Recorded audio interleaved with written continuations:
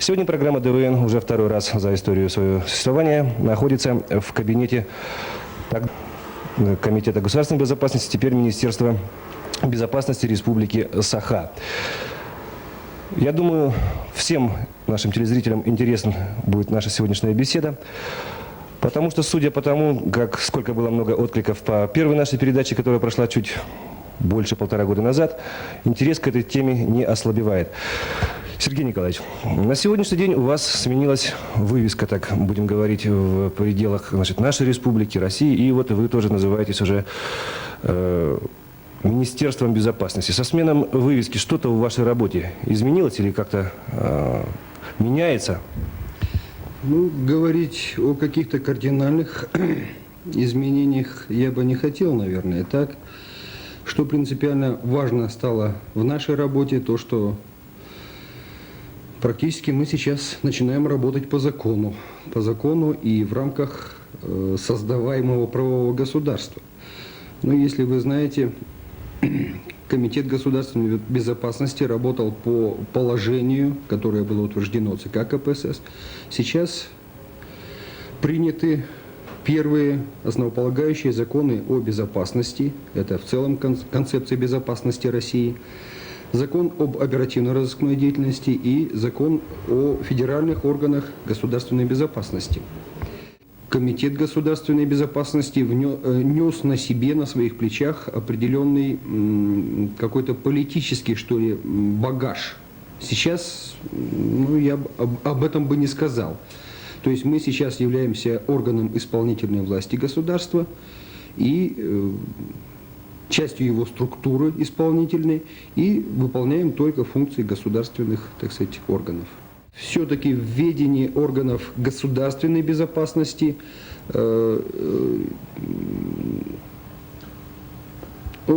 находятся те преступления, которые касаются функций государства. А все, что касается, иных правонарушений, ими занимается милиция. То есть мы практически не гонимся за приоритетом, а при получении той или иной информации, которая по компетенции относится к милиции, практически передается полностью органам милиции и работаем в теснейшем контакте. В теснейшем контакте мы работаем не только потому, что нам это поручено, и это наш гражданский долг в борьбе с преступностью, но и потому, что мы пока являемся монополистами в проведении оперативно-технических мероприятий. Вы знаете, что законодателям разрешено использовать технические средства в борьбе с преступностью. Они являются уже в настоящее время доказательством в судебном процессе. Вот пока такая монополия у нас существует, мы ее используем и работаем в тесном контакте. То есть каких-то особых противоречий, во всяком случае, на уровне города у нас особых нет. Я бы так сказал. Я, с вашего позволения, подключаю к нашему разговору вашего заместителя. В свое время был такой лозунг, что кадры решают все. Такой, наверное, в наше время он не стал менее актуальным. Как в этом плане? Потому что та волна, которая идет вокруг органов безопасности, она просто не настроит человека, молодого человека, она просто отталкивает от этих органов. Да, я бы сказал, что этот лозунг актуальный остается и сейчас. Для нашей службы, можно сказать, тоже кадр решает все. Вот с кадрами у нас есть, конечно, некоторые сложности. У нас, в частности, в отделе не полностью укомплектован отдел. Но в то же время я должен сказать, что в последнее время, несмотря на то, лицеприятное отношение к нам, которое создавалось, может быть, где-то, и, извините, ваши коллеги были к этому причастны. Пресса, телевидение центральное, в каком свете выдали ведь не только даже наши органы, но и, в общем-то, и органы милиции, и в целом правоохранительные органы, так называемого, застойного государства нашего. Как-то это оттолкнуло, конечно, от нас людей, но сейчас с принятием законов, как сказал начальник отдела, об федеральных органах государственной безопасности, о безопасности, и сейчас на выходе еще там ряд положений в Верховном Совете есть. В общем-то, к нам люди сейчас пошли добровольно. Как вы относитесь к этому, допустим, слову «чекист»? В последнее время вы, наверное, как сказали наши коллеги, создали вокруг этого слова такой нехороший ореол. Но 20 декабря был день чекиста, такой неофициальный, который я, допустим, первый раз узнал, что такой день вообще существует за всю нашу историю. Так. К самому слову чекист. Да, такой праздник существует 20 декабря, хотя он нигде не отмечен в календарях, но это профессиональный праздник работников органов государственной У безопасности. вас даже праздники засекреченные. Ну, наверное, это не наша вина. Мы своего праздника тайны не делали. Вот, в этот день были образованы органы ВЧК, и вся эта традиция до сих пор продолжается, вот уже, значит, 75 лет. Вот. В прошлом году, значит, были образованы органы, значит, безопасности государственной России, которых, в общем-то, Россия никогда не имела во времена существования Союза. Если вы, значит, знаете, каждая республика имела свои органы государственной безопасности, Россия таковых не имела. Поэтому день образования органов безопасности России для нас будет тоже праздник, как для россиян. Вот. Ну и отношусь я, в общем-то, конечно, к этому празднику, наверное, как все мои коллеги, очень положительно. Что говорит слово «чекист»? Да, это значит работник чрезвычайной комиссии, если говорить, вспоминать те времена, когда были предшественники, что ли, наших органов образованы. Вот. В их истории, конечно, были темные полосы, были где-то светлые полосы, но все, я думаю, однозначно так оценивать с одной стороны нельзя, ведь это правоохранительный орган.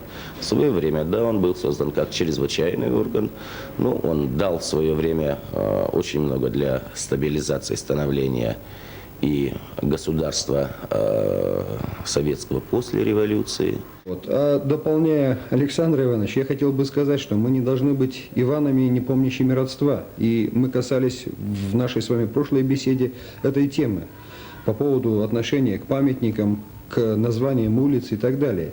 То есть всему должен быть определенный предел, определенное уважение. Вот. Если вы знаете, я тогда употреблял, значит, этот факт, что в Испании со сменой режима, так сказать, не снесены памятники Франко. Мы же сейчас стараемся поголовно уничтожить, переименовать, отказаться и так далее. Я напоминал, что когда Россия стала советской после Октябрьской революции, значит, полностью разрушили систему органов контрразведки, систему полицейских органов, и от этого государство, молодое советское государство, не выиграло.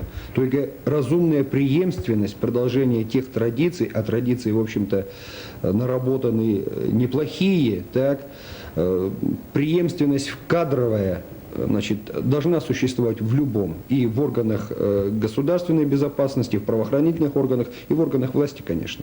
Вот это вот самое основное, наверное. Хотелось бы, чтобы пришли к нам, наверное, люди, молодые люди, примерно до 28 лет, с высшим образованием, проработавшие несколько лет на производстве, так, чтобы мы могли их через некоторое время видеть в своих рядах. Это проблема города. А проблема, она не только у нас, проблема есть в милиции, проблема есть в прокуратуре, проблема есть в органах власти, в администрации, когда нет, или оказались мы без чиновников, которые способны были бы управлять, будем так говорить. Потому что вот тот кадровый разрыв, который происходит, завтра он может обернуться невосполнимыми потерями. Уйдут ветераны, не будет преемственности, и снова работникам придется начинать заново. Вот этого я очень боюсь. Я вот о чем подумал, сейчас разговариваю с вами. Ведь, наверное, лет 5 назад было бы просто абсурдом в телевизионной передаче, чтобы начальник отдела КГБ сказал, что, ребята, у нас нехватка кадров. И, наверное, идет, дай бог, чтобы не дошло до тех времен, когда, открывая, допустим, городскую газету, там, службе КГБ требуются кадры. Все-таки, наверное, кто-то должен заниматься вот этой проблемой России, как вы сказали. Я вот вам уже предварительно говорил, что не так часто в наше время мы сейчас вот слышим долг, Россия, Родина, все как-то больше проценты, сделки, там все как-то. Вот то, что у вас в кабинете два, значит, бюсты и картина Феликса Эдмондовича. Фотография, да, Феликса Эдмондовича. И то, что в Москве на его месте стоит сейчас вот крест на Лубянке. Вы как? Вы просто вот это отношение к истории или ваша действительно личная симпатия к этому человеку? И то, и другое. И то, и другое. Значит, тот вал информации непроверенной, неподтвержденной, которую выплеснули на страницах газет, в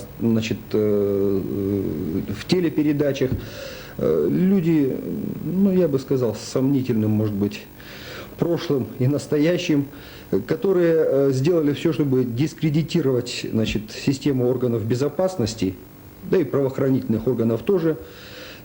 Они для меня, во всяком случае, были малоубедительны, малодоказательны. Я отношусь к этому человеку как человеку, который поставил нашу службу, как государственную службу, как систему органов безопасности молодой советской России.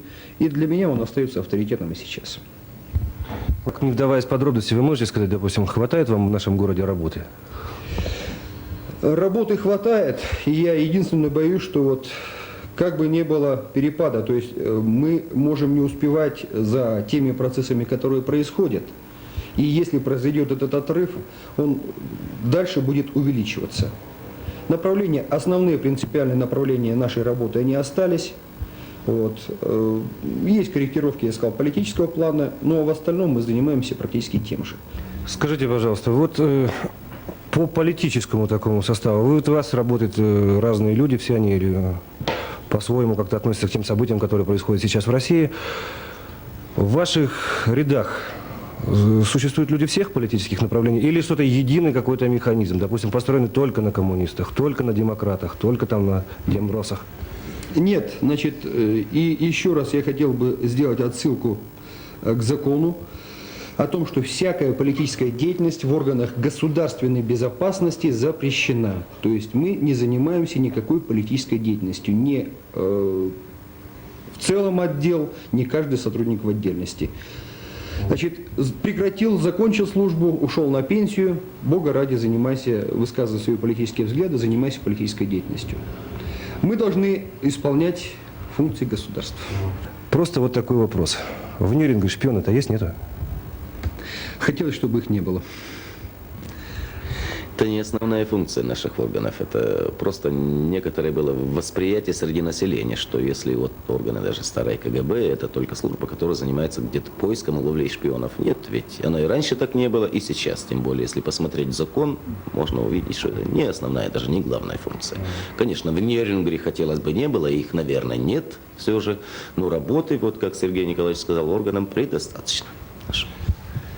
А мы прощаемся с вами до следующей субботы.